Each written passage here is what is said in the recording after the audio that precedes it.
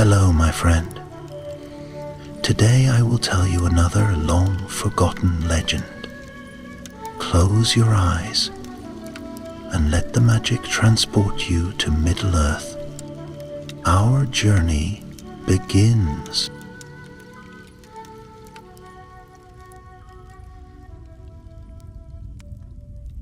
In the waning days of peace, when the long shadows of war crept once more across the land, there stood a tower of black stone, older than memory, hidden in the southern reaches of the misty mountains. It rose high above the plains of Rohan, cold and watchful, its dark windows like empty eyes staring toward the world beyond. This was Isengard, and in its heart was Orthanc, the dwelling of a wizard once noble, Saruman the White. But the White had turned. Power like a slow poison had twisted his wisdom into pride and his foresight into ambition. He had once walked among the wise of the White Council, had spoken as a friend to Elrond and Gandalf, and had counseled the free peoples of Middle-earth. Yet now he delved into secrets best left buried, whispering to himself in the tongues of the enemy, gathering strength in the silence of the stone. Saruman's mind had grown hungry, not only for knowledge but for dominion. The Dark Lord Sauron stirred in the east, and Saruman, believing himself equal to that ancient evil, sought to match his craft. He turned his gaze to armies, not of men nor of elves, but of orcs, goblin-kind bred in the deep pits of the earth, cruel and tireless. Yet orcs, though fierce, were flawed. They hated the sun, quarreled among themselves, and would not obey without fear. And so Saruman devised a plan to create something more, something new. Orcs are but broken tools, he muttered one night in the heights of Orthanc, pacing beneath moonlight as cold as steel. Weakness and treachery are born in their bones. But what if I could forge a blade without rust, without bend? To this end, he turned to breeding, not of beasts as a farmer might, but a dark and terrible alchemy, flesh bound to flesh, blood to blood. He sought to mix the strength of men with the savagery of orcs, binding them with sorcery and cruelty until something altogether different arose. To do this, he needed subjects. In the northern hills of Rohan, beyond the fords of Isen, a small patrol of riders was ambushed one dusky evening. Orcs fell upon them from the cliffs, and though the Rohirrim fought fiercely, many were slain. One among them, a young rider named Edric, was struck from his horse and taken. He was wounded, his leg crushed beneath a boulder, his helm cracked. He did not wake until he lay in darkness, shackled and cold, far below the tower of Orthanc. When his eyes opened, he saw nothing. The blackness was complete. Chains held his wrists, and the air stank of rot and damp stone. He called out, but only the dripping of water answered him. Days passed, or what he guessed were days, for time had no meaning in that place. Orcs came and went, dragging other prisoners into the gloom.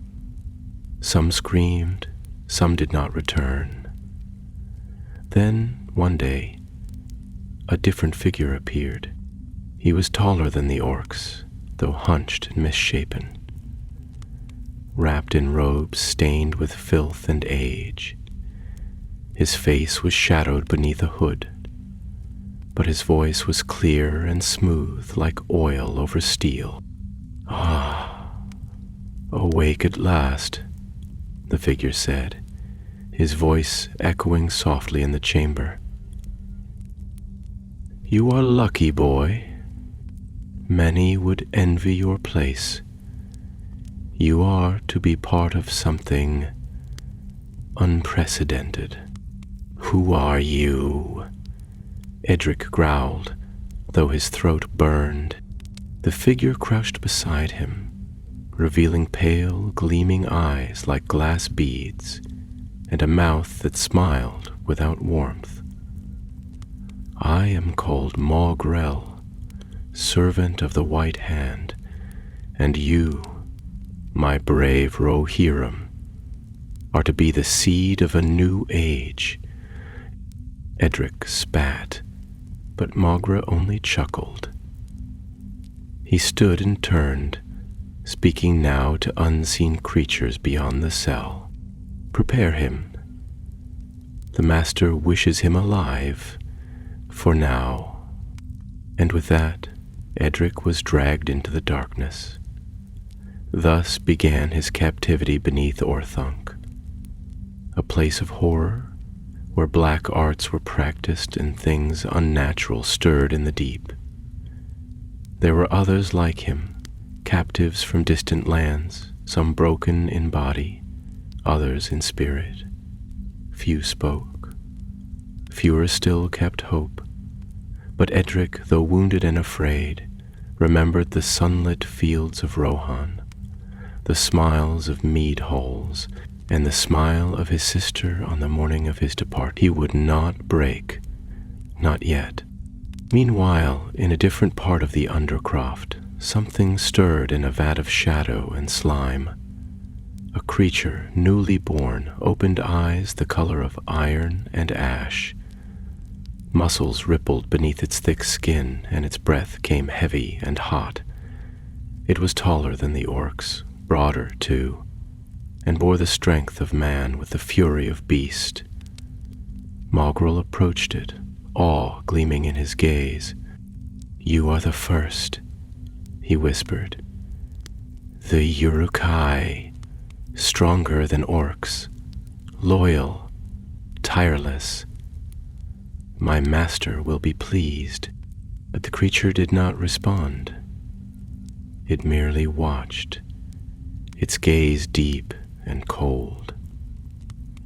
Though it bore the features of a brute, something stirred behind its eyes.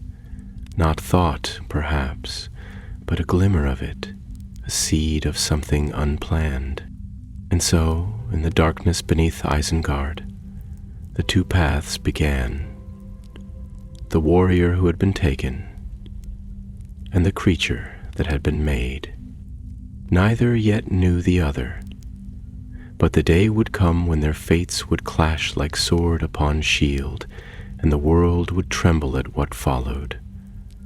The passage of time beneath the foundations of Orthanc was a thing twisted and cruel.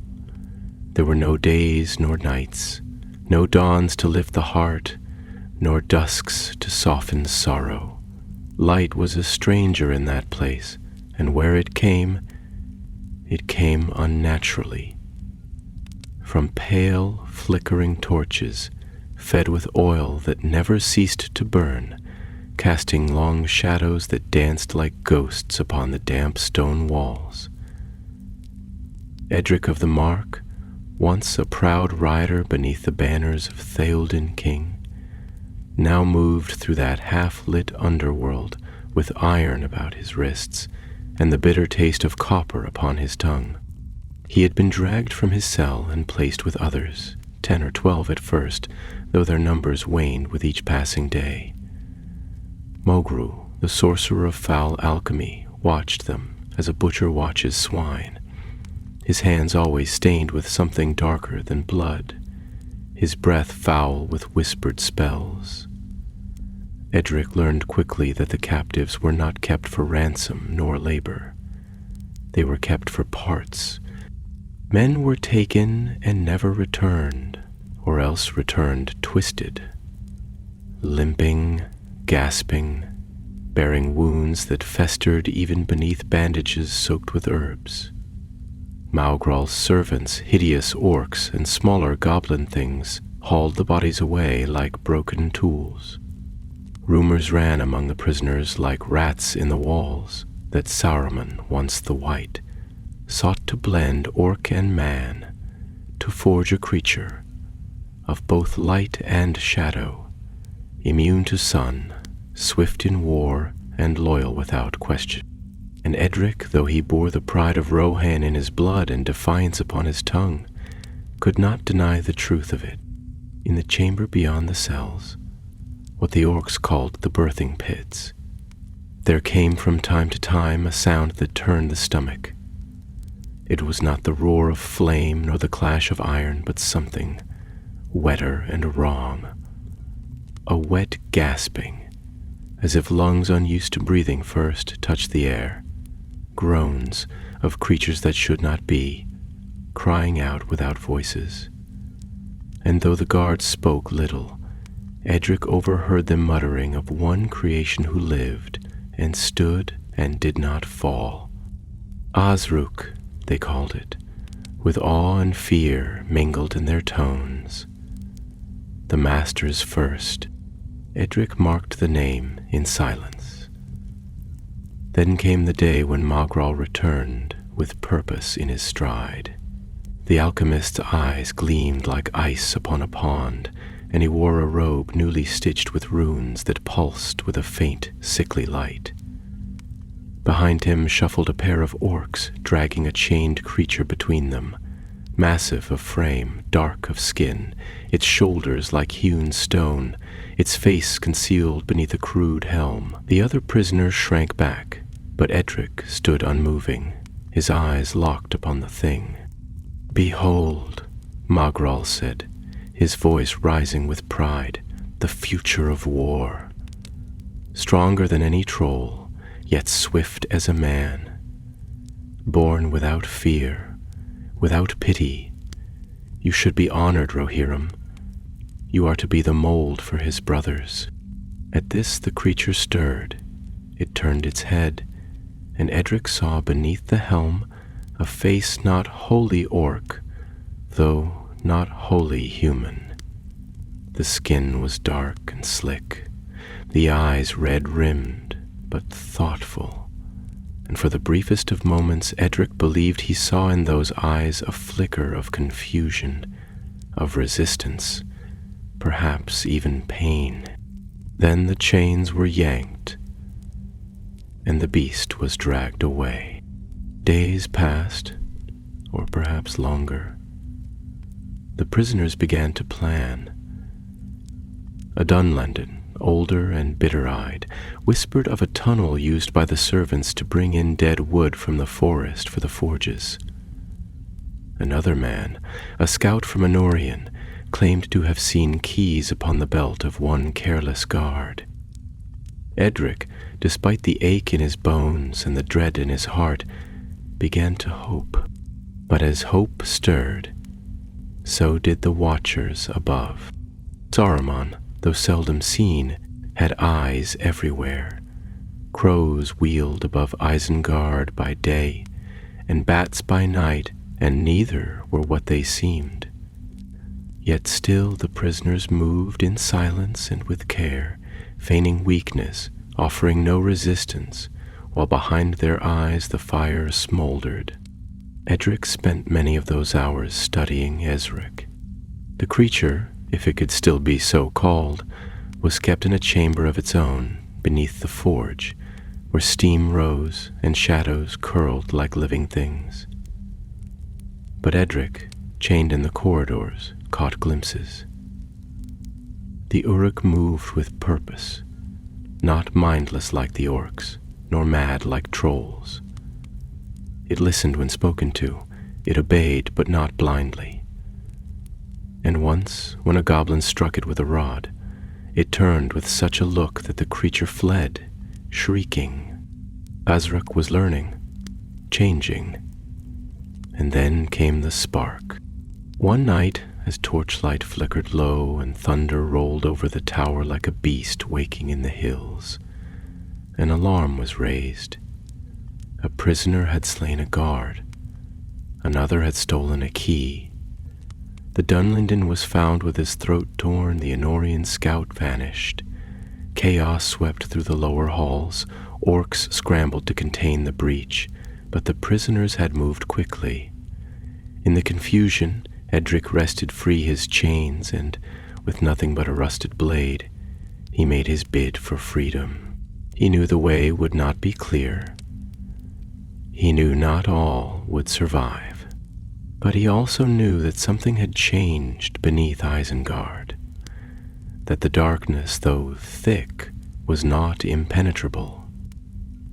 Somewhere beyond those walls, a creature not wholly beast and not wholly man watched the same moonless sky and wondered, as he did, what path might still be chosen. The fire had been kindled, and soon it would burn. Far below the tower of Orthanc, in those forsaken deeps where the air was thick with ash, and the very walls wept with the sweat of stone, Edric ran. The chains that had bound his wrists now hung loose, clinking softly as he moved through tunnels hewn not by the hands of dwarves, but by crueler tools, hacked into the mountain with no care for form or craft. His feet were bare and torn, his breath came hard, and in his hand he bore a jagged shard of iron that had once been part of a gate. No noble blade, yet sharp enough to kill. Behind him rose the sound of pursuit. Cries in the harsh tongues of Orkindine echoed through the halls, harsh barks and growls that twisted through the darkness like hunting horns of some fell pack. Yet ahead of him, beyond the flickering torchlight and the narrow cuts in the stone, there lay hope, a memory of a passage that led into the roots of the forest, whispered by a dying Dunlingine who had spent long weeks watching the comings and goings of the goblins. Edric's limbs burned, but he pressed on, not alone.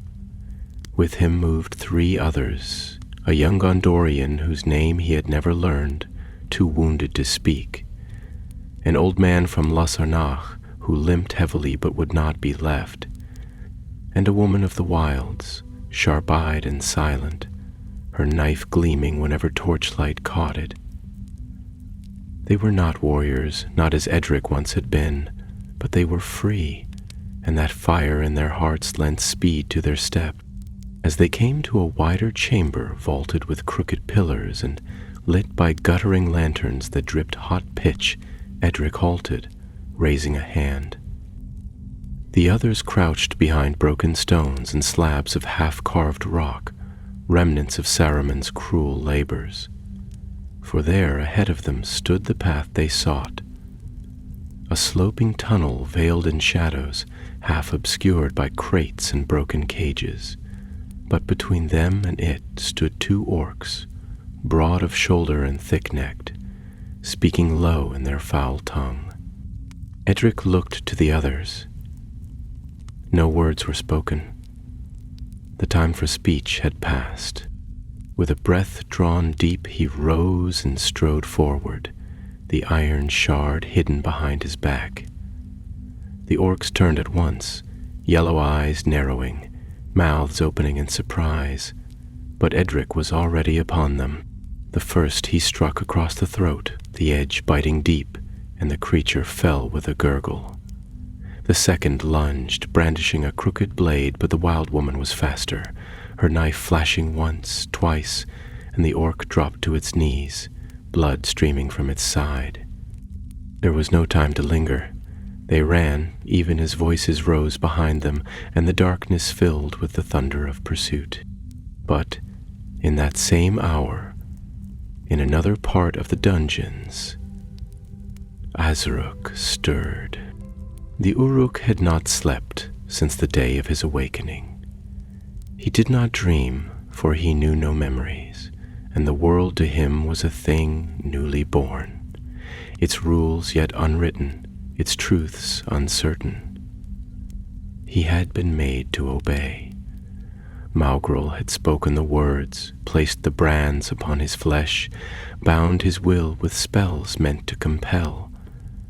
Yet Azruk's mind, though forged in darkness, was not empty. It wandered. He had watched the men. He had listened, though no one thought he could understand. He had seen them weep, seen them bleed, seen them fight, even when their hands were bound. and he had watched Malgraw, watched how the master spoke lies sweetly, how he twisted words to gain obedience, how he smiled when pain was inflicted and frowned only when his will was resisted. These things had stirred within Rook questions that had no voice, for he lacked the tongue to speak them. But the questions grew. When the alarm rang through the deeps, and the orcs fled to chase the escaped prisoners, Azruk was left alone in his chamber, bound not by chains but by command. He sat upon the cold floor, hands resting on his knees, and listened. He heard footsteps not far off, soft, light, running fast, then a shout, steel on stone, a cry of pain. Azruk stood. In the corridor beyond, Edric and his companions fled still, hearts pounding, lungs gasping for breath that would not come. The tunnel twisted and turned, rising slowly, the scent of moss and damp root beginning to fill the air. They were close, so close, and yet behind them the howls of the orcs drew nearer, the sound of boots and claws growing louder with every step. It was then, as they turned a final corner, that they came upon him. Azruk stood in the center of the passage like a wall of living stone, his shoulders hunched, his arms thick as tree trunks, a crude blade clutched in one hand, his eyes fixed upon Edric, and for a moment neither moved, locked in a gaze that needed no words. Gondor gasped and fell to his knees, too weak to go on. The woman drew her knife again, teeth bared. Edric, breathing hard, stepped forward. "Stand aside," he said, his voice low, wary. Azruk did not answer, yet he did not raise his blade either. Behind them the orcs came, too many to fight, too close to outrun. The trap was sprung, the end upon them. And then Azruk moved. With a roar that shook the stone, the Uruk turned, not upon the prisoners, but upon their pursuers. He charged down the tunnel like a bull in a charge, his blade rising and falling, cleaving through orc after orc as though hewn from wrath itself. Screams filled the corridor, steel clashed with steel, and blood sprayed the walls in black arcs. The prisoners watched, stunned. When silence fell, Azruk turned back. His face was dark with soot and blood, but his eyes remained unchanged, cold, unreadable, yet not without meaning. He said nothing. He merely stepped aside. Edric met his gaze a moment longer, then passed, leading the others into the forest's root path, into a world of trees and wind and stars. Now the first Uruk-hai, left alone among the dead, watched them go. Night had fallen over the eaves of Fangorn, and the trees, tall and hoary with age, stood silent as watchers of forgotten time. Beneath their ancient boughs moved four shadows, wounded, wearied, yet free, stepping cautiously into a world of wild root and whispering leaf. The air here was thick with the scent of moss and rain, and the wind, though soft, bore upon it the memory of deeper voices. Voices that rustled the canopy, not with sound alone, but with something older, something watching. Edric led them with the instinct of one born to the saddle and the wild, though never had he strayed so far into this realm. Tales told in the mead halls of the Riddermark spoke of Fangorn with caution, of trees that moved and hills that remembered, of creatures that walked with the gait of men, but were older than elves and stronger than stone. Vision. Yet in the wake of the darkness they had fled.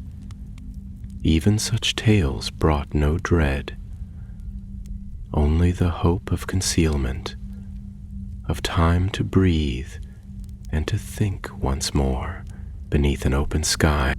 The woman, whose name at last was known to Edric as Thane, walked lightly despite the blood that still darkened her sleeve. Her eyes, sharp and bright beneath the tangle of her dark hair, watched all things, every branch, every stone, every bird that stirred, and her knife remained ever close to hand. The older man, called Buren, leaned heavily upon a branch he had carved into a staff, but he complained not, his breath steady, his will unbroken. The youth, pale of skin and near silent since their escape, was carried now between Edric and Thane, his strength all but spent, though his eyes remained open, watching the trees with a mixture of fear and wonder. They traveled until the moon stood high, veiled behind thin clouds that made it glow like a pearl cast into the mist. Then, upon a glade where a stream ran clear and cold beneath a curtain of ivy, they made camp. No fire was lit, for though the darkness pressed close, they dared not draw the gaze of those who still might hunt them. Orcs feared Fangorn, but fear could be overcome with orders, and Saruman's will was not so easily thwarted. As Edric knelt by the stream, cupping the water to his lips, his thoughts returned not to the narrow escape, nor to the pain in his side, but to the figure that had saved them. The Uruk-hai, they had named him, stood in his mind like a question that would not be answered. Born of sorcery and shadow, made to serve and to destroy, yet in the moment of choice, he had turned not against them, but against his own kind. Why? Was it madness? A flaw in his creation? Or was it something else, some glimmer of thought, of choice, buried within the flesh and bone wrought in darkness? Buran, seated upon a stone, spoke softly, as though catching the thread of Edric's thought. Not all who are made are blind to what they are, he said, eyes half-lidded. Even among the creatures of the enemy, there are those who remember what they were, or what they might have been. Thane looked up, her voice no louder than the stream. That thing, it fought like a demon, but it did not look upon us as prey. It watched. It chose. Edric nodded slowly. He is not like the others. I saw it in his eyes. Buran gave a weary chuckle. Strange are the workings of fate. A beast born to serve the White Hand now turns against it, and in doing so, saves those who would stand against it. Perhaps the enemy's pride has outpaced his wisdom. They fell into silence then, each lost in thought, and the night deepened. Yet far behind them, beneath the tower of Orthanc, the voice of Saruman rose in fury. Mogwell stood before the throne of black iron, his hands trembling, his face pale with fear. Smoke coiled through the hall, rising from braziers where strange herbs burned, casting strange patterns upon the walls. Saruman sat robed in garments of white turned gray, his staff in one hand and his other clenched about the arm of his chair, as if to crush it. You lost them, he said, voice cold as the snows of Caradhras.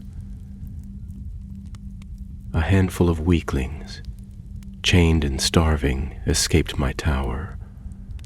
Worse still, your prized creation turned against us, the first Uruk-hai, the culmination of years of labor, and you let him slip beyond our reach. Mongrel bowed low, his voice a whisper. "Forgive me, master. The fault was mine. I shall track him. I shall see him destroyed." "No," Saruman answered, rising to his feet, his staff striking the stone with a sound like a bell tolling in some ruined chapel. "He must not be destroyed. He must be returned." The alchemist dared not lift his gaze. "Returned?" Saruman's eyes burned with a light unnatural. "He is the key, a weapon unlike any that has come before. If he can choose, then he can be shaped. The will of the maker must be stronger than the flesh of the made. I will break him, and when he kneels, the world will tremble." From the darkness stepped a captain of the Uruk-hai, clad in black armor, helm crowned with a spike of bone. He knelt before Saruman, his voice guttural and harsh. "Give the word," and we turned to the north-facing window, his gaze distant, his thoughts wrapped around the shape of the world to come. "Bring him back," he said. "Bring me Azruk, and bring me the man who fled, Edric of Rohan. Let them learn that there is no escape from the Eye of Isengard." Thus the hunt began, and in the forest of Fangorn, as the moon dipped low and the stars faded one by one, Edric slept with sword in hand and dreams full of shadow, unaware that the wind now carried with it the scent of war morning in Fangorn was unlike morning in any other wood known to men. The sun, though risen, did not pour freely into its heart, but filtered down through endless layers of green, casting a dim and dappled light that moved as the branches swayed. The air was thick with dew and the deep scent of old bark, of leaf mold and growing things, and every sound was hushed by the presence of ancient trees that bore the memory of the elder days in their roots.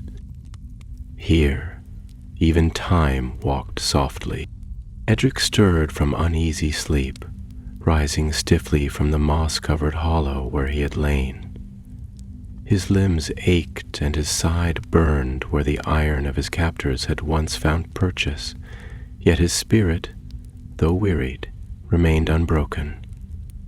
He looked to his companions, who still slumbered lightly beneath the shadows of a leaning beech. Thane, ever the most alert, had slept with her back against the trunk and her knife across her lap, though now her eyes were closed and her brow furrowed with dreams.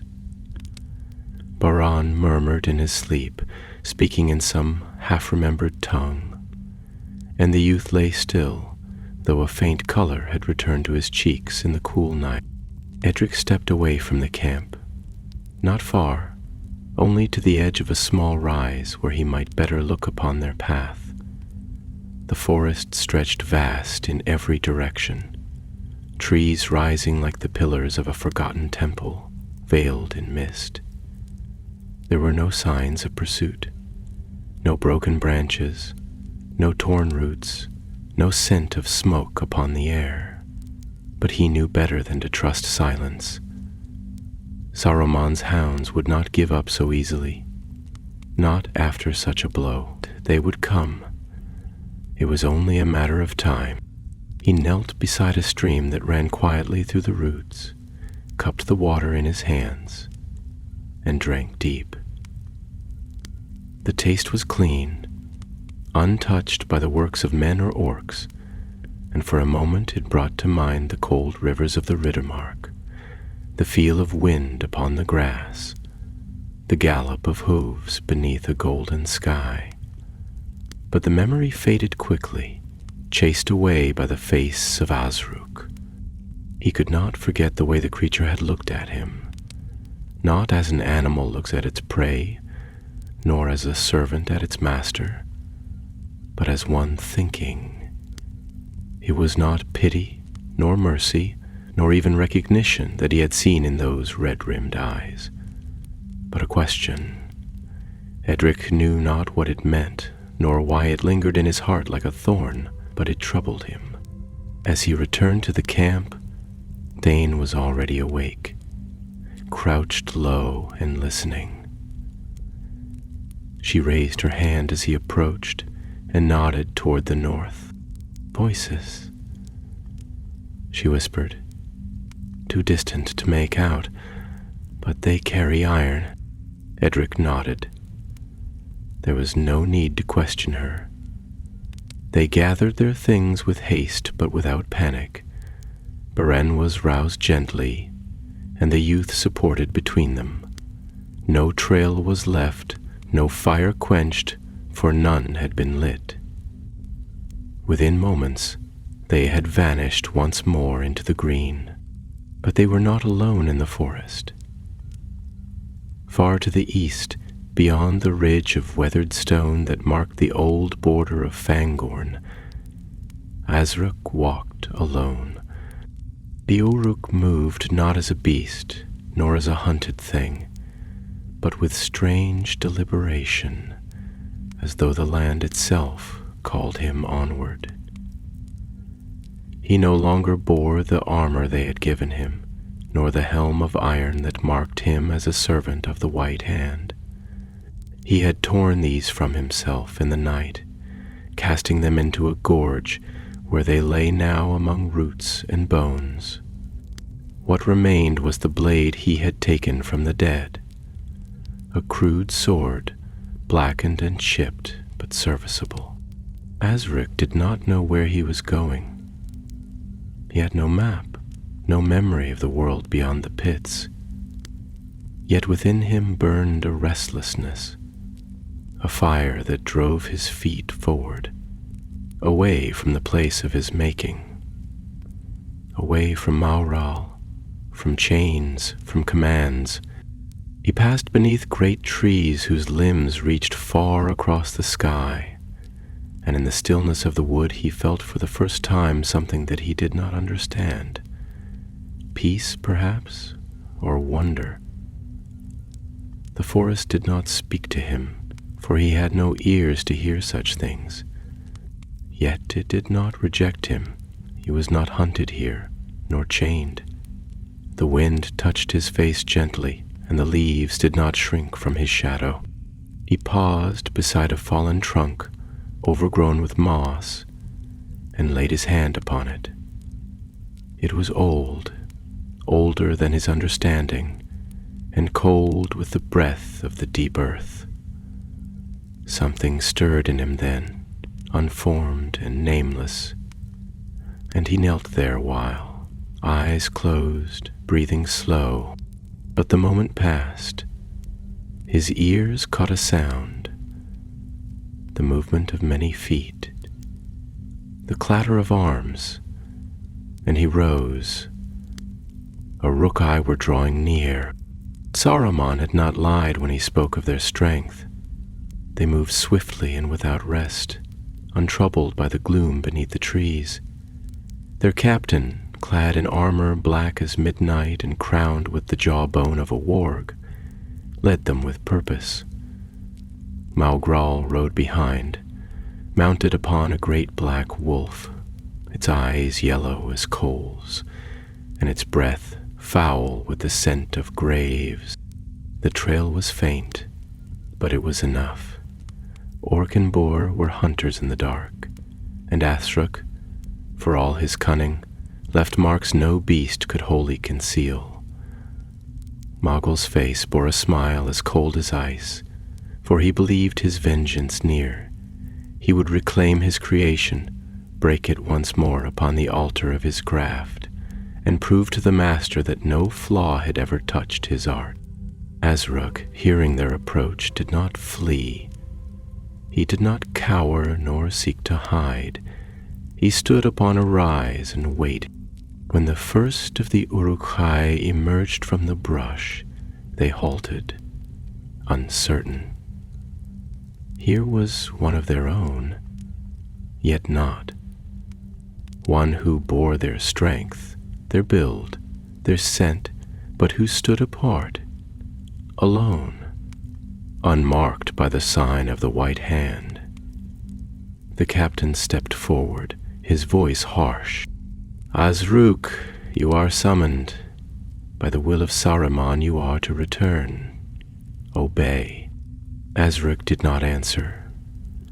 The captain's hand moved to his blade. Around them the others began to circle. And then Azruk spoke. Not in words, for he had no voice shaped for language, but in deed. He lifted his sword and struck. The clash that followed was swift and brutal, and though he fought alone, the Uruk cut through his kin like a wild flame through dry grass. He moved with a strength that was his birthright, and a fury that was his choice. Blades rang, and bones shattered, and cries echoed beneath the trees. In the end, only 3 stood. Azruk, the captain, and Mograw.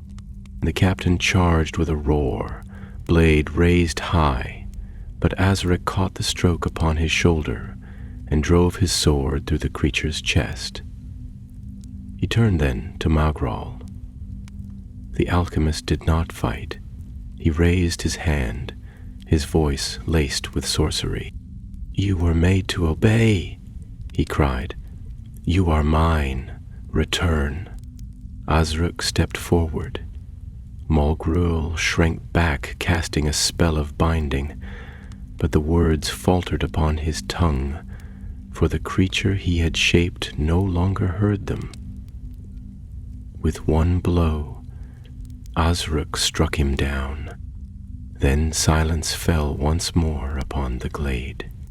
Azruk stood amid the ruin of what had been his past, breathing slow, his eyes turned westward, toward a place he had never seen, where light broke upon green hills, and men still rode free beneath banners of gold. He did not know what lay there, nor what name he might take, but he turned his feet that way and walked on.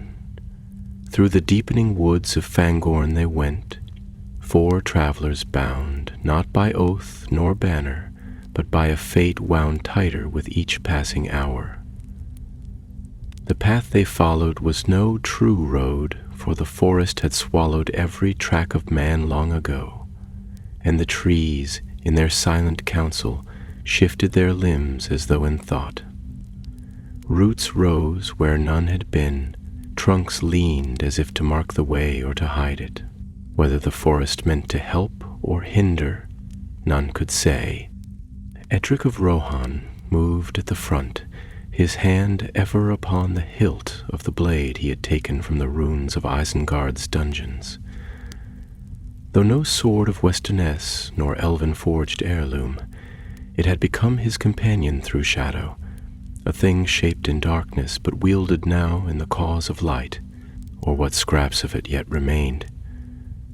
His thoughts strayed often from the path to the strange creature who had given them their escape, to the red-eyed Uruk who had turned against his own kind. It was a riddle he could not answer, yet it weighed upon him like a burden borne in silence. Dane walked beside him, light-footed and watchful, her eyes ever scanning the canopy for signs of motion. She spoke little, but when she did, her voice was like wind across snow, cold, clear, and never without meaning. The boy, whose name was Haleth, and whose spirit flickered now with the strength of youth reclaimed, moved between her and Edric, eager yet unsteady, his wounds healing by slow degrees. And behind them came Baran, ever leaning on his staff, his breath wheezing faintly, though he uttered no complaint. Age had slowed his step, but not dulled his will. Toward 3 days they pressed on, deeper into the heart of the wood, until the air grew thick and green with age. Strange birds called overhead in tongues forgotten by men.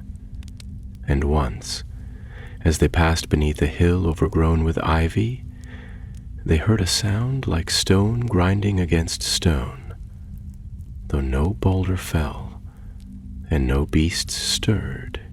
It was on the fourth day, beneath a sky that had not been seen since the edge of the forest, that they came upon a place where the trees grew wider than towers and stood so close that the sun passed between them only as golden threads through a loom of leaves.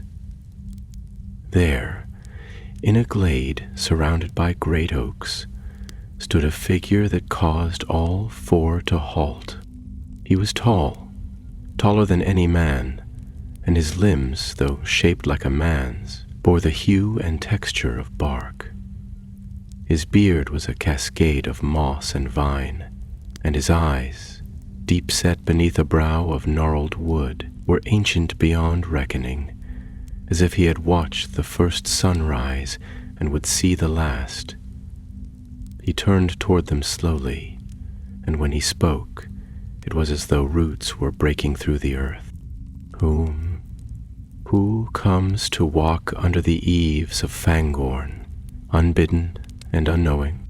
They stood in silence, for awe had struck their tongues dumb. Then Edric stepped forward and bowed low, though he knew not to whom he bowed, only that the figure before him was no common spirit of forest or dell. "We are fugitives," he said, his voice steady. "Escaped from Isengard, pursued by orcs and worse. We seek only safe passage, not to despoil your realm." The being considered him for a long time. Then he bent down, and though his movements were slow as mountains, there was no thread in them, only the weight of deep pondering. "You are not the first," he said, "nor shall you be the last. There is movement in the earth, a stirring. Something walks that should not walk, and not all roots lie quiet beneath the stone." Thane stepped forward then, her hand at her heart. "What are you?" The figure lifted his head, and his voice grew strong and proud, though still marked with that slow rhythm of thought. "I am called Fangil, of the Onodrim, in the elder tongue, the tree folk. You may know us by a name men use lightly, Ents." A gasp passed among them, for Ents were the stuff of tale and nursery song, figures from the elder days, not seen by living eyes for many lifetimes of men. Baron fell to one knee. Then truly the world is changing, and the old powers stir again. Evangel gave a sound like a sigh through leaves. "It must, for the storm gathers, and Saramon's rot spreads beneath the soil. Long have we waited, silent, watching. But now, even the deepest roots feel the fire." Edric stepped closer. "You have seen the Uruk-hai." The Ent's eyes narrowed, and for a moment silence held the glade. "I have seen the foul pits where Saruman breeds his horrors," he said. "Creatures of darkness shaped in mockery of all that lives. But one has passed through here who did not bear the same scent. One who walked not with purpose, but with questions. A shadow among shadows, yet one who looked upon the trees and did not raise his blade." "You saw him?" Edric asked, his voice low. "Azruk?" Fangil nodded slowly. "He came here, yes. Wounded in spirit, silent of tongue. He did not speak, but I felt his heart, if such a thing he possesses. It is dark, yet not wholly so. There is pain in it, and memory. Which way did he go? The Ent raised a long limb and pointed westward, toward the gap of Rohan, toward the world of men. Thane frowned. Why would he go there? Garin leaned upon his staff and murmured, "Perhaps he seeks what we all seek, belonging." Edric turned to Fangel. "Will you help us?" The Ent was silent for a long time, and the forest seemed to breathe with him. "I will show you the way," he said at last. "Not because I owe you, nor because I welcome the tread of men in these woods, but because the days grow dark, and in dark times even old trees must choose a side." So they followed him, through winding paths no mortal eyes had ever seen, where the forest grew thicker than the walls of Minas Tirith, and the roots whispered to each other of the war to come. As they passed, the woods seemed to open before the Ent's tread and close behind, as though the trees themselves kept watch, and high above, unseen by all, a black-winged shape passed across the clouds, watching, ever watching, as the strands of fate drew tighter and the hand of Saruman reached farther than even he had dreamed. Beneath the sheltering boughs of Fangorn, where the trunks of ancient trees stood like titans of the elder time, and the wind whispered in languages lost to all but the oldest of the earthborn, the small band of fugitives followed in the wake of Fangil, their steps hushed upon the moss-carpeted floor. No word was spoken for many hours, for the air was thick with listening, and all sound seemed swallowed by the living hush of the forest, as though the trees themselves leaned down to hear. Even Haleth, young and ever prone to wonder, walked in solemn silence, his wide eyes gazing upward at the towering branches, where birds with plumage like dusk and dawn flitted unseen. Banjil strode before them with the unhurried pace of his kind, yet his strides, long and steady, covered more ground than a man might walk in double the time. His limbs creaked like wind-gnarled boughs, and at times he paused to speak in murmurs with the trees, laying his hand upon bark as if to rouse slumbering spirits. The forest answered him, though the words were slow in coming, and his face, if such a word could be used for the knotted visage that bore the weight of ages, grew grave. At last they came to a hollow where the trees drew back, forming a ring like the court of some forgotten king. There, beneath a canopy woven of gold and green, Fangil halted, and the four companions gathered about him. He turned his great head and regarded them each in turn, his voice rising again like the rustle of wind through the crowns of the high woods. "The time has come," he said, "when paths must part or be bound more tightly. You seek to flee the grasp of Isengard and to warn your kind of the darkness that stirs. But the shadow you have touched is not content to remain hidden. It spreads now with cunning and with craft, and even the roots of the world feel its poison." Edric stepped forward, drawing his cloak tight about him. Though he was weary to the bone and the sword at his side was nicked and stained, his eyes held the same fire they had borne on the day he rode out from the Rittermark. Beneath the golden sun and the banners of... "Then we must go to Rohan," he said. "The king must know what Saruman prepares.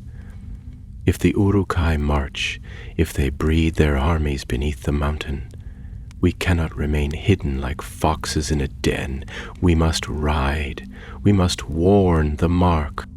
Fangil gave a long sound, like the groan of wood bending in the storm.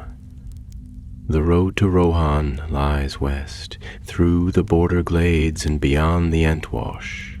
But know this, watchers stir in the sky, and spies of claw and wing carry the words of Saruman to every crooked corner of the world.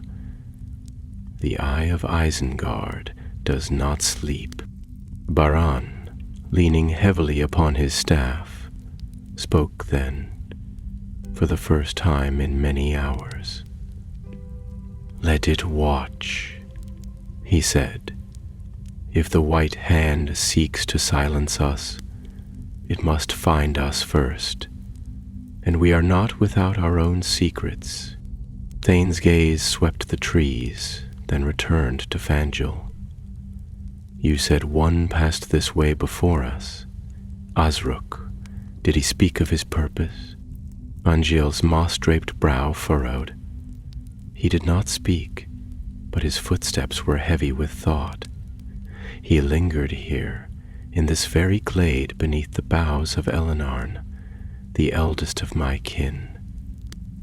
He stood for many hours, unmoving, gazing into the bole of the tree, as though seeking something he did not understand. Edric's voice was soft. "Seeking what?" Fangiel's answer came slow.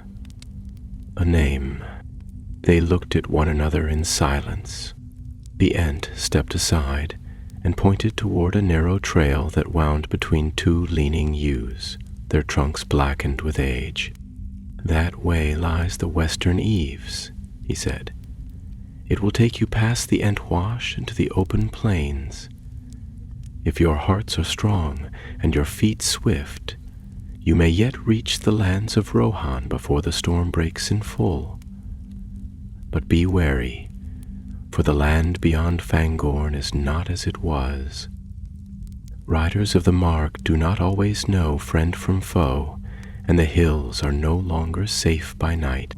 He turned then, preparing to depart, but paused once more. "Should you meet Azruk again, speak not to him as to beast or foe. Though shaped in darkness, his path is his own now, and it may be that the fate of many shall turn upon what he chooses next." With that, the great Ent bowed low, his branches rustling like thunder, and then turned and vanished into the forest, his form melting into the green until he could no longer be seen. The four stood in the quiet that followed, hearts full of weight and wonder. Then Edric lifted his eyes to the path ahead, and with one hand on Haleth's shoulder and the other resting upon the hilt of his sword, he led them westward. And far beyond the trees, where the plains rolled like golden sea beneath the spring sky, the banners of the Mark stirred in the wind. But not all banners flew for peace. In the high halls of Edoras, Theoden King sat upon his throne, and the whispers of war gathered like storm clouds over the white mountains. Yet even there, in the golden hall of Medusild, no word had yet come of Saruman's treachery in full, nor of the Uruk-hai who walked now beyond his master's leash. And as Edric and his companions passed beyond the bounds of Fangorn and into the wide world once more, they did so under the eye of many, some unseen, some far worse. For the hunt was not yet ended, and in the hills to the south, where ruins old and paths forgotten lay beneath the grass, a new hand stirred. One that bore neither the mark of the White Hand nor the great eye, but something older still, a darkness not yet named. The wide lands of the Western Med lay before them, open and windswept beneath a sky of early spring, where pale clouds drifted like sails across the blue, and the hills rolled far and free beneath the watchful peaks of the distant white mountains. There the sun shone bright upon the grass, and the breeze carried the scent of heather and wild thyme, clean and sweet after the deep gloom of Fangorn. Yet even in such brightness a shadow walked at their heels, And though no cry of orc nor sign of pursuit yet marred the silence, the four who emerged from the forest walked with wary steps and keen eyes. Edric of the Mark, now clothed in a tattered cloak and bearing the scars of chains and flame, looked upon his homeland with both joy and sorrow. The land was as he remembered it, broad and strong and beautiful, but there was a heaviness to the air as though the earth itself held its breath. No riders passed along the distant ridges, no banners danced upon the wind, and the songs of the lark and finch seemed too quiet for the season. His heart ached with the silence.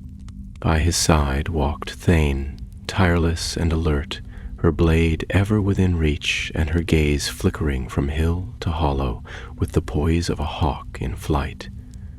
Behind them came Baran, still leaning upon his staff, his stride slow yet unyielding, and beside him walked Haleth, no longer a wounded shadow, but a boy whose fire had begun to kindle anew, though the ghosts of the dungeons yet clung to his dreams. They traveled westward for 2 days, keeping to the folds of the land and the shadowed hollows, drinking from clear streams and taking rest beneath stony outcrops or lone trees whose branches still bore the buds of new life. On the 3rd morning, as the sun broke red upon the edge of the world, they came upon a ruin, an old watchtower of the Riddermark, long fallen into moss and silence. Its stones lay scattered like bones upon the earth, but a portion of the wall still stood, and from its height one might see far across the green. There Edric climbed, and as he stood upon the crumbling battlement, he beheld a sight that filled his heart with foreboding. To the south, near the line where the hills began to rise toward the foothills of the misty mountains, a black stain marred the earth. It was no natural shadow, nor the smoke of hearth fires, but the creeping mark of ruin. Trees felled and burned, earth churned by many feet, and in the midst of it all the curling threads of smoke rising from what seemed to be great pits and forges. He saw figures moving there, small and dark at this distance, yet too many to be anything but the work of war. Thane had climbed beside him, and her hand went to her hilt. "Orcs," she said, "and worse." Edric's face was grim. Saruman builds his strength openly now, no longer in secret. Baran, who had remained below, called softly to them. "Riders," he said, "there, upon the plain." They turned swiftly, and from the east they beheld a line of motion cresting a low ridge. A company of horsemen, clad in mail and green, spears glittering in the sun, their horses swift and proud. They bore the white horse upon green, the banner of Rowan, and at their head rode a man in mail of silver chased with gold, his helm crowned with a crest of flowing white. Hope surged in Edric's breast, for he knew at once the host to which these men belonged. Without waiting, he descended swiftly and stood upon the edge of the ruin, raising his hand high. When the riders saw him, they slowed. A horn was sounded, clear and bold, and the company wheeled and approached, wary, yet not hostile.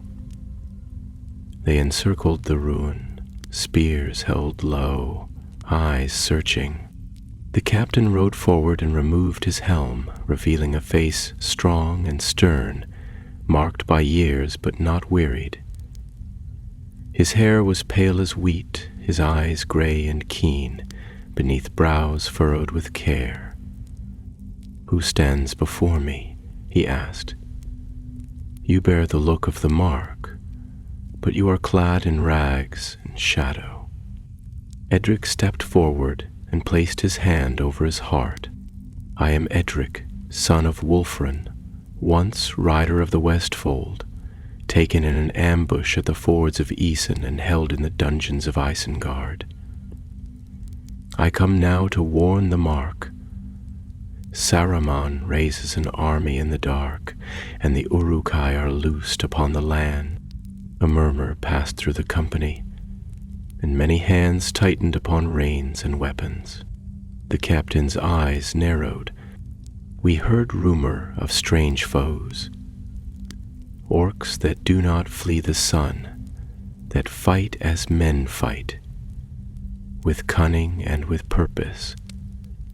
But to hear it from a man returned from the very jaws of Orthanc is another matter.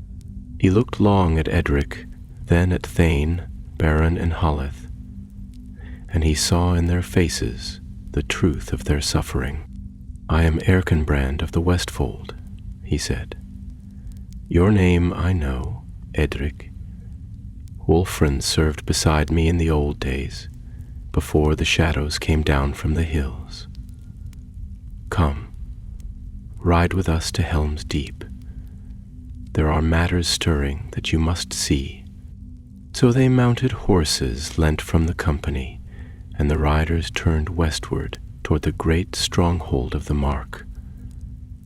As they rode, Edric spoke with Erkenbrand and told him all that he had seen, the pits beneath Isengard, the alchemy of Maugril, the making of the Uruk-hai and of Azruk, the creature that had chosen against all design to turn away from evil. Erkenbrand listened, grave of face, and at last he said, Then war is upon us, sooner than we feared.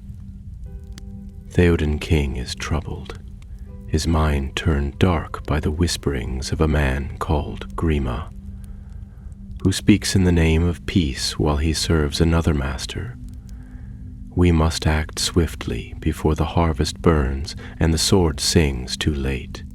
As the sun sank behind the hills, they reached the valley where Helm's Deep stood proud and defiant, its walls carved from the bones of the mountains, its towers rising like the teeth of stone dragons. Fires were kindled there, and horns sounded, and men moved upon the walls, for even the deep sensed the coming of storm. And far away, beyond the wide fields and the rivers that curled like silver threads across the land, Azric walked still, alone and silent, yet no longer hunted. His path led not to the darkness he was made from, nor to the light that beckoned from the world of men, but toward a place where both might meet. For fate is a road with many forks, and even the first of the Uruk-hai must choose where his steps shall fall. Helm's Deep stood as it had stood for countless generations of the Rohirrim, strong and silent amid the encircling hills, a bastion of grey stone hewn from the cliffs of the White Mountains, where the gorge of the Deeping Coombe narrowed and the Hornburg rose high above its towers, crowned with banners bearing the white horse of Rohan, caught the wind and sunlight by day, and held back the dark with firelight by night. Yet now there was a stir upon its walls, a tension in the stones themselves, as if the rock had tasted fear and braced itself for siege. The company that had ridden from the plains arrived at the great gate in the hours before dusk, and the guards, recognizing Lord Erkenbrand, opened the way without delay. Edric, Thane, Baron, and Haleth passed beneath the archway with heavy hearts, for though they had reached a place of refuge, they knew that no wall would long withstand the tide that was rising. Within the fortress, the halls were full of noise and movement. Blacksmiths worked long into the twilight, their hammers ringing upon anvils as they forged new spearheads and sharpened old blades. Riders brought reports from across the Westfold, burned villages, herds driven off, orcs sign in the hills. Mothers carried children up the winding stair to the upper chambers, where they might be safe if the gates should fall. Yet no one wailed, and none fled. These were the folk of the Riddermark, strong and proud, bound to the land by blood and memory, and though fear gnawed at their hearts, it had not yet devoured their courage. Erkenbrand led them into the keep, and there in a high hall lit with oil lamps and hearth fires, he summoned his captains.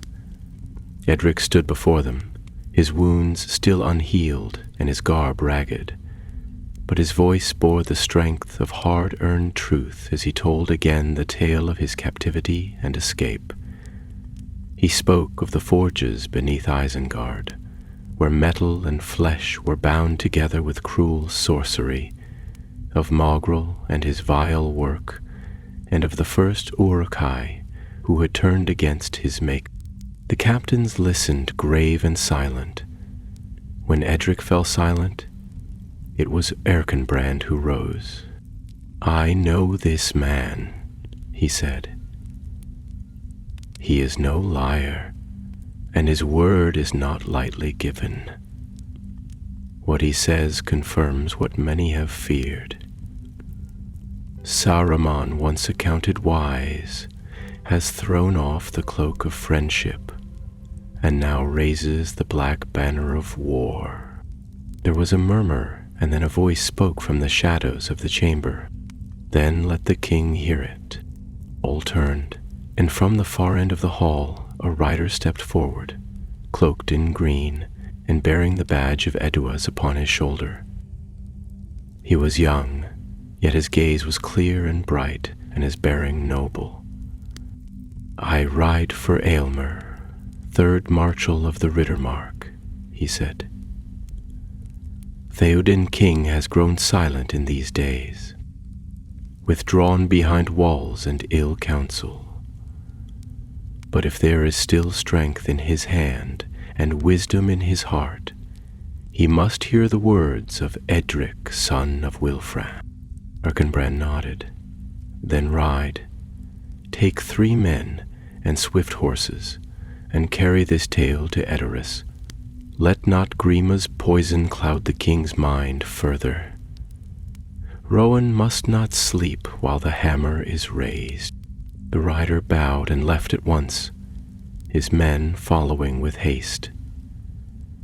Edric watched them go, and a weight lifted from his breast. There was hope, however faint, that the halls of Medushild might yet awaken before the blow fell. That night, beneath the walls of the Hornburg, Edric stood upon the battlements, his cloak wrapped tight about his shoulders, and looked out across the darkening plains. The stars were veiled by clouds, and a wind had risen from the east, carrying with it a scent that was not of rain or earth, but something older and fouler, a smell of ash and old blood. He could not see Isengard, but in his heart he felt the presence of that tower, like a splinter of ice, ever watching. He heard footsteps behind him, and Fane joined him, her arms folded, her eyes fixed upon the horizon. "Do you believe it?" she asked. "That Azuk will return?" Edric did not answer at once. His thoughts turned to that moment in the tunnel when the creature had chosen not to slay, but to fight against those who had made him. He had seen beasts before, orcs, wargs, and worse, and never had one looked upon him with anything but hatred or hunger. But Azruk's eyes had been different. "I don't know," he said at last. "But if he does, it will not be for Saruman. That much I am sure of." Gunny nodded, but her expression remained unreadable. "A strange hope," she murmured, "to place our trust in something made of darkness." "Perhaps," said Edric, "but we live in strange days. Elsewhere, many leagues to the north, beneath the shadow of the southern misty mountains, Uruk walked alone through hills not yet defiled by war. He had crossed rivers and ridges, passed through lands where men had once built towers of stone, now crumbled and lost to ivy. Birds fled his passage, and wolves watched from afar, but none dared approach. He left no fire behind him, no camp nor sign, save the deep tracks of his feet in the soil and the broken branches where he passed.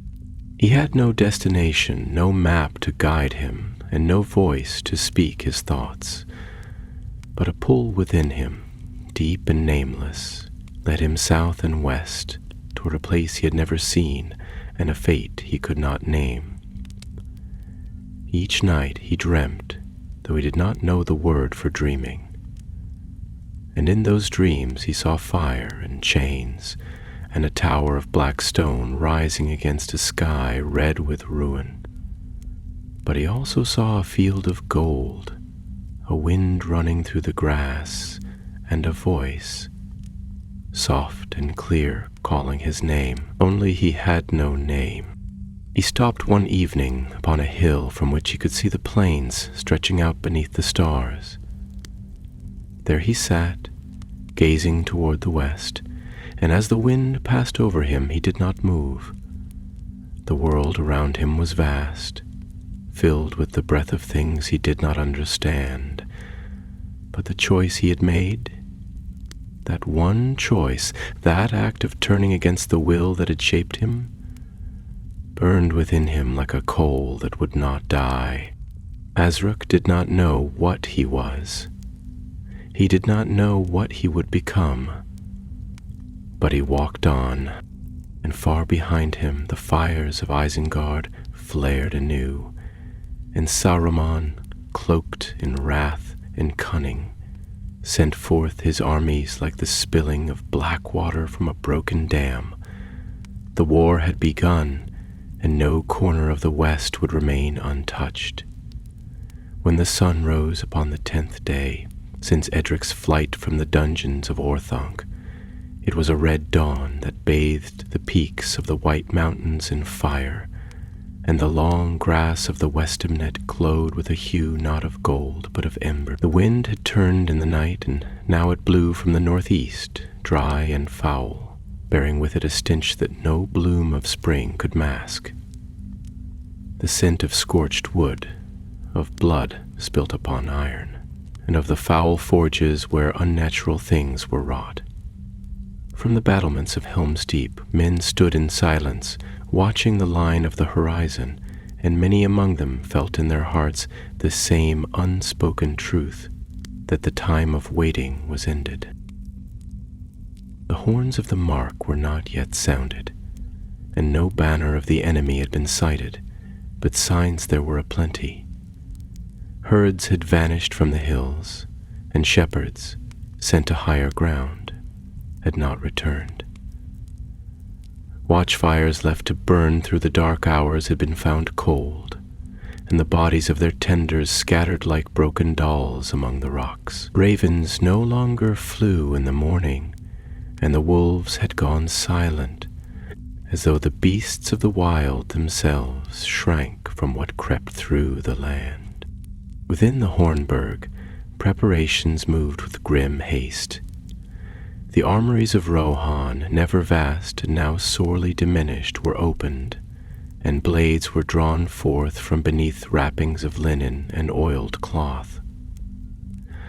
Many of the weapons had belonged to fathers and grandfathers now long buried, their hilts worn smooth by hands no longer living, but the steel was true, and the men who bore them were not unworthy. Sheet-makers labored through the day, and boys scarcely of age to ride were given helms that covered half their faces. Those too young or wounded to stand upon the wall were set to work fetching water, fletching arrows, or tending the sick. All had a part, for the shadow that approached made no distinction between warrior and child. Edric, though not fully healed, took his place among the watchers, and from dawn till dusk he stood upon the parapets, eyes fixed ever eastward. No longer merely a rider of the mark, he had become, in the eyes of those around him, something more, an omen of truth, a bearer of warning from the black mouth of the storm. Men listened when he spoke, not because his words were adorned with art or high speech, but because they were forged in Thane, who moved like a shadow through the stronghold, trained others in the ways of knife and silence, and though she shunned the company of many, her name passed in whispers of respect. Even Beren, old and stooped though he was, found his place among the healers, his knowledge of herb and wound proving swift and sure, and Haleth, his spirit rekindled by the will to live and the courage of his companions, walked now without aid, his hand always near the bow he had been given, though its string had yet to sing. But not all hearts within Helm's Deep were lifted. There were murmurs in the corners, voices that questioned whether the king would come. Theoden had sent no word, and those who had ridden to Edoras with the tale of Isengard's treachery had not returned. Some feared they had been waylaid, others whispered darker things, of Grima Wormtongue and his whispers of peace, of a throne clouded by spell and doubt. In such times, when death walks unseen and hope wanes, even strong men fall to dread. And among the gathered hosts were many whose courage grew thin as the night drew near. Then, upon the 6th day of their vigil, came news that silenced all doubt. Just before noon, a rider arrived at the gates of Helm's Deep, his horse lathered and near death from the run. His helm was cracked, his mail torn, but upon his cloak still gleamed the badge of Edoras. He bore no banner and gave no cry of greeting, but slumped from his saddle into the arms of the guards, his lips dry and his eyes wild. Edric was among those who came to hear him speak. "The king rides," the man said, his voice hoarse as ash. "Theoden has thrown off the council of Grima, and Eomer rides at his side. The muster is called, but it will not reach you in time. Saruman's host marches faster than we reckoned." Erkenbrand, standing tall among his captains, clenched his fists. "How many?" The messenger's gaze turned to him, full of a fear not yet past. 10,000, he said, or more. Uruk-hai in ranks, with engines of war and beasts of burden. They bear the mark of the white hand upon shield and helm, and they come as the sea, without pause, without mercy. A hush fell over the hall. For a time none moved. Then Erkenbrand spoke. "Then we shall hold the deep. For Rohan, for the king." The horn of Helm Hammerhand was sounded, its voice rolling through the valley like thunder on the mountain. The gates were barred, the walls manned, and torches lit from tower to tower. The people of the Westfold gathered within the keep, and even the old and infirm took up arms where they could. A storm was coming, and they would meet it not with despair, but with the strength of their father. As night fell, clouds covered the stars, and the first drops of rain fell upon stone and shield. Lightning flickered in the distance, casting long shadows upon the plain. And far away, in the east, a dull red glow began to rise upon the sky. A fire without flame, the light of countless torches moving as one. The Uruk-hai had come. And still, upon some unseen path through the hills, Osruk walked. He had followed the scent of fire and death across the land, not like a beast tracking prey, but like a hunter seeking his place in the tale. The wind brought him word of war, though no tongue had spoken it, and he felt within his bones the trembling of the world. He came now to the edge of the hills that looked down upon the deeping coombe, and there he halted, his eyes falling upon the walls of Helm's Deep, bright with fire, and the dark wave of the enemy massing beyond. He said no word, for he knew none. He felt no fear, for he had never been taught to fear. But something within him stirred, ancient and slow, a memory not his, and a name he did not yet know. He gripped his blade and took one step forward. Night fell like a veil of iron over the deeping coombe, and the world seemed caught in the breathless pause that comes before the storm's first cry.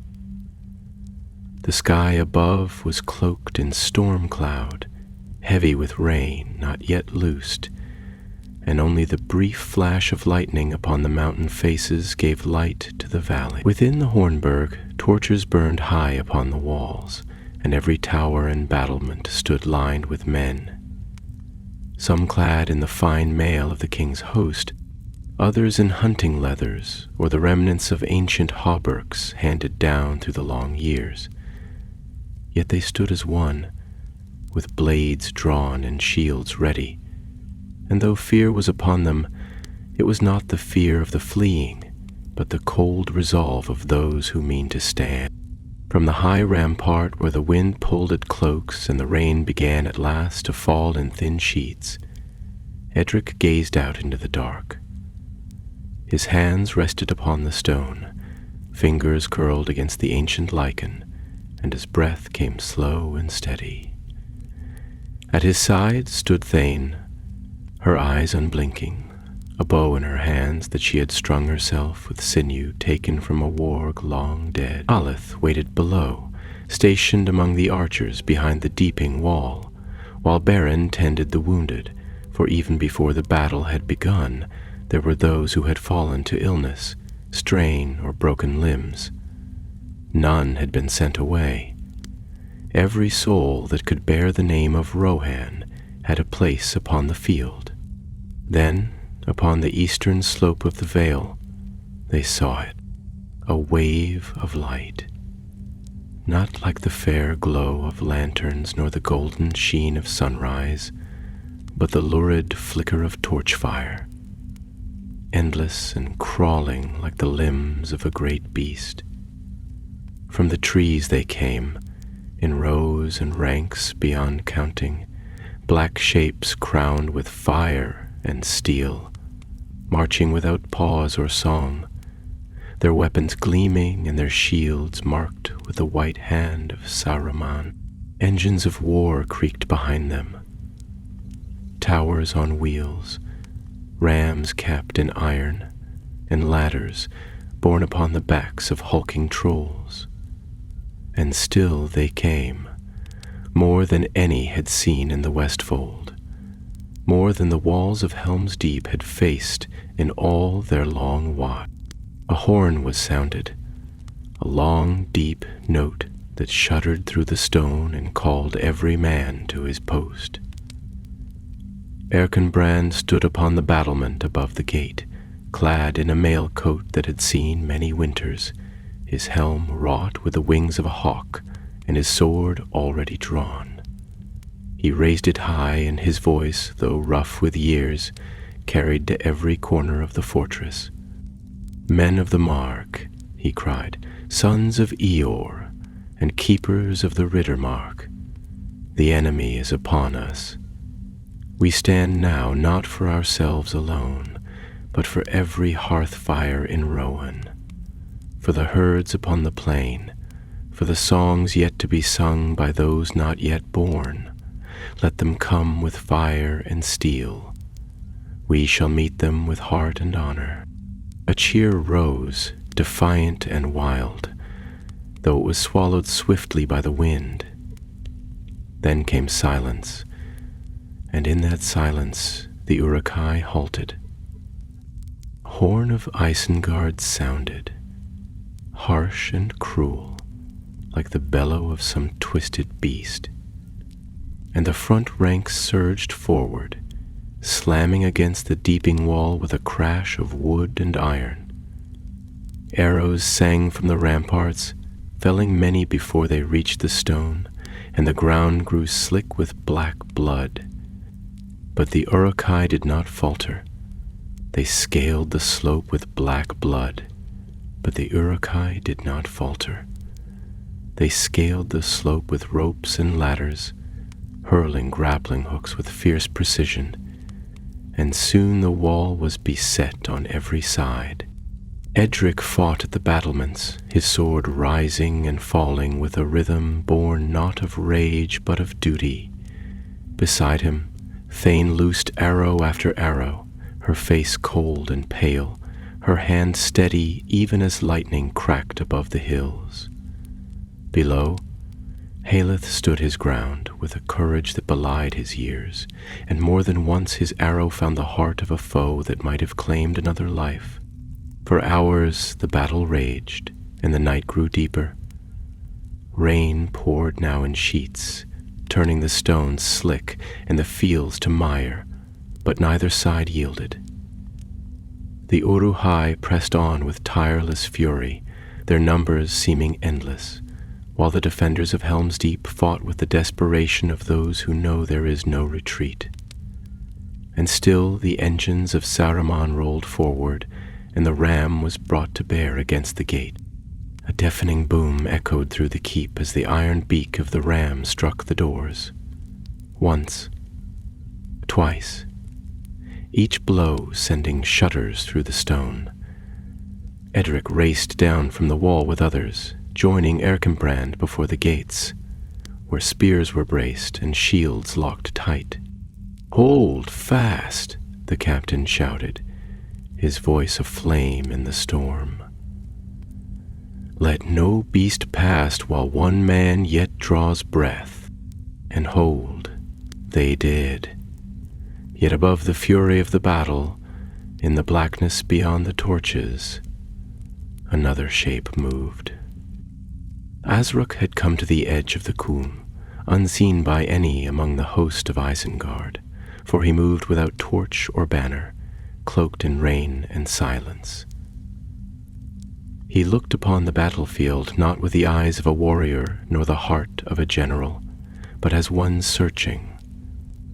The roar of the Uruk-hai stirred nothing in him, though he had been shaped from their same root.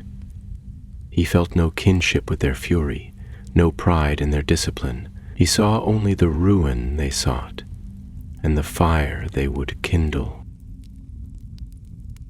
His eyes turned then to the walls of Helm's Deep, and in the heart of that storm he saw a banner lifted, a white horse on a field of green, beaten by wind and rain, but yet unfallen. And in that sight was something that stirred the memory buried deepest of all, not of the dungeons where he had been made, nor of the cries of his broken kin, but of a voice, human, strong, and unbending, a voice that had not begged even in the darkness, the voice of Edric. Asruk moved. He passed through the flanks of the Uruk-hai as a shadow through smoke, and when he came upon one who barred his way, he struck swiftly and without pause. Not all who saw him knew him, but those who had served beneath Mongrel fled in terror, for they knew what had been made and what had been lost. Within the Hornburg, Edric stood once more upon the rampart, bloodied and worn, and looked to the plain, and there he saw a single figure cutting through the host of Isengard, a giant, bearing no banner, no mark, and no master. Asruk had come. The roar of the storm rose to its height, and the rain came down like the weeping of the sky itself, as if the very heavens mourned what passed in the vale below. Helm's Deep, noble and steadfast, stood wrapped in fire and fury, and the cry of steel upon stone, of arrow against shield, echoed from the walls like a great and bitter dirge. Yet within the chaos the course of fate turned upon a single point. A moment unseen by captains, unmarked by kings, but no less mighty than the clash of armies or the tolling of great bells. Uruk descended into the sea of his kin like a stone cast into deep water. At first none knew him. He bore no sign of command, no colors of allegiance. But the Uruk-hai, for all their discipline, faltered when they looked upon him. Some knew the face, or rather the form, the first of their kind, bred by the will of the White Hand, forged in secret from the blood of men and orcs, tempered with sorcery and shadow. He had vanished, lost in rebellion and flame. Now he returned, not as comrade, but as foe. The first he struck did not rise again. The second tried to cry out, but his voice was lost in the wet hiss of blade through sinew. Uruk fought without sound, without pause, with a fury that was not blind, but focused as the edge of a sword honed to a single point. Where others fought for conquest or hate, he fought with the knowledge of what he had been made for, and what he now chose to be. And choice, though scorned by the mouth of Saruman and buried beneath spells of domination, had not died within him.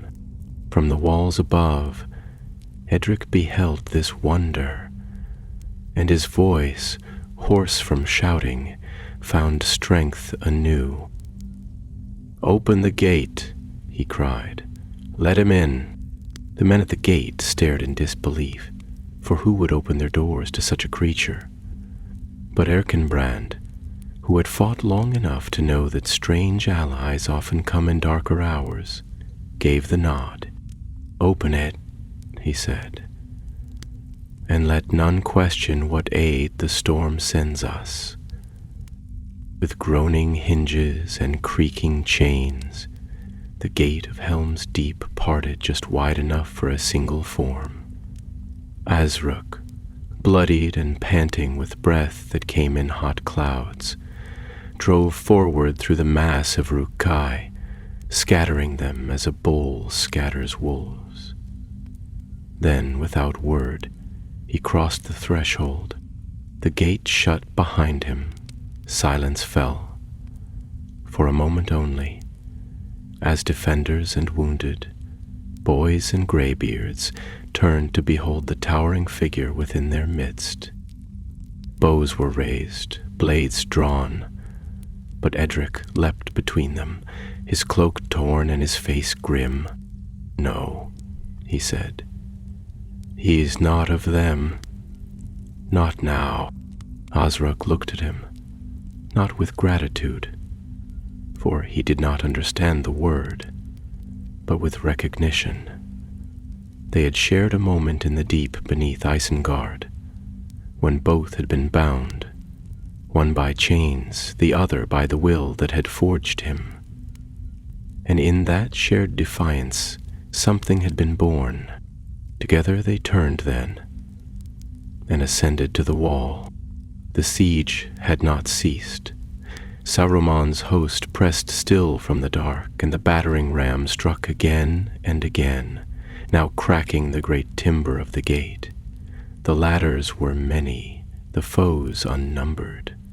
But when Uruk appeared upon the battlement beside Edric, a cry rose among the enemy, a cry not of triumph, but of dismay. "Lives!" they shouted. "The first! The traitor!" It was enough to break the rhythm of their assault, and in that moment the defenders rallied. Thain, high above, shot as never before, each arrow finding its mark. Halaith, bloodied but unshaken, sang a battle song his mother had taught him as a child, his voice rising in the wind. Baran, in the caverns below, stirred the wounded and the fearful with tales of ancient heroes, saying, "Look, even now the tide turns. Do not give up your hope." Osruk fought upon the wall, and beside him Edric, and the sight of them, man and monster, brothered in battle, burned itself into the memory of all who watched. None who saw it would forget the sound of Osruk's blade, nor the stillness in his face as he turned back, wave after wave, not as beast nor thrall, but as warrior. And when dawn came, bright and terrible in its beauty, it broke not upon ruin, but upon survival. For in the east a horn sounded, the horn of Rohan. Over the ridge above the deeping Coombe came riders swift and strong, their spears glittering in the morning sun. Theoden had come. Eome rode at his side, his banner flying like fire. Behind them thundered the last strength of the mark. The Uruk-hai turned, too slow to flee. The sun had risen behind their backs, and with it came death upon white steeds. The wrath of the Rohirrim fell like a wind of steel, and what had stood so fierce in the night was trampled into dust beneath the hooves of vengeance. By mid-morning the field lay still. Smoke curled from the plain, and black blood soaked the grass, but Helm's Deep still stood, and its people still lived. The gates were opened wide, and the king himself rode in, weary yet unbroken. He greeted Erkenbrand with open arms, and his eyes lit with sorrow when he beheld the fallen, but with wonder when he beheld Azruk. There was silence. Edric stepped forward, blood upon his brow and blade still in hand. "He fought beside us," he said. "He chose to stand when he could have fled. He is not what Saruman made him." The king looked long at Azruk, and at last spoke with a voice clear and firm. "Then let the songs remember him, not as beast nor bane, but as one who stood with the sons of Eorl. Let it be said, he was the first Uruk-hai, and he turned against the darkness." Azruk said nothing. He bowed his head, then turned and walked from the walls, alone. He did not stay to be hailed, nor crowned in tale. He passed through the fields of the dead, and vanished into the hills, a shadow without master, with no name but the one men gave him, Osruk the First. And though none saw him again, legends sprang in his wake, of a tall figure who walked the borders of the wild, striking down orc and warg, vanishing before thanks could be spoken. Some said he sought redemption, others a place to belong. But those who stood upon the wall that night and saw him rise in fire and rain remembered the truth, that even from darkness light may yet be born.